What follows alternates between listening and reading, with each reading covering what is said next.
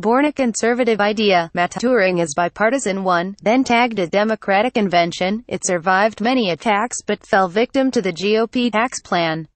The individual mandate, an idea inspired by conservative intellectuals but ultimately embraced by Democratic lawmakers as an essential part of the Affordable Care Act, will soon be dead. The provision would be eliminated under the tax bill passed on Wednesday. Left behind would be a policy structure that relied on the mandate to push the young and healthy to buy health insurance and thus strengthen the marketplace for millions of Americans. The Affordable Care Act, which adopted the mandate as a central provision, will remain the law, and President Trump far overstated matters when he said that, "We have essentially repealed Obamacare." But the loss of the mandate, the best known and least liked part of the healthcare law, will cause substantial changes. The magnitude of the consequences is uncertain, but most experts believe the mandate's elimination will usher in an era of higher insurance prices and lower health coverage rates. The economists at the Congressional Budget Office estimate that as many as 13 million more Americans could become uninsured in 10 years and that insurance premiums will rise by an additional 10% each year. The impact won't start to become clear until 2019, when the provision's penalties for remaining uninsured officially expire. The mandate was devised by conservative healthcare experts at the Heritage Foundation in the late 1980s, who conceived it as a necessary part of a market-based system for providing health insurance in America.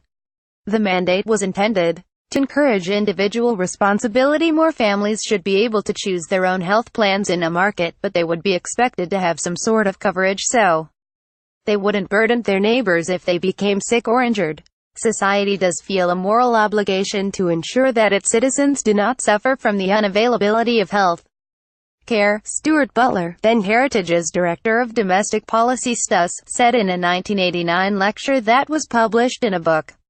But on the other hand, each household has the obligation, to the extent it is able, to avoid placing demands on society by protecting itself. It attracted interest across the political spectrum, becoming a favored policy prescription of some Republicans opposed to President Bill Clinton's healthcare overhaul plan in the early 1990s.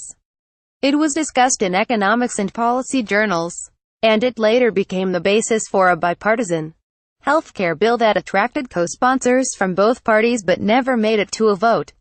The individual mandate, eliminated from the Affordable Care Act by the tax bill, was a crucial feature of Mitt Romney's Massachusetts bipartisan health reform bill, signed in 2006. Credit Joe Red Leggetti Images. The mandate's first big moment in the spotlight came in 2006, when it became part of a Massachusetts healthcare law passed by a Democratic state legislature and championed by a Republican governor, Mitt Romney. Mr. Romney was persuaded to include it in the health plan after seeing estimates that without it the health plan would cost nearly as much but cover far fewer people. Both the liberal icon Senator Ted Kennedy and Robert Moffett, a senior Heritage official, attended the elaborate Faneuil Hall signing ceremony and praised the legislation. The mandate became branded as a Democratic policy shortly afterward.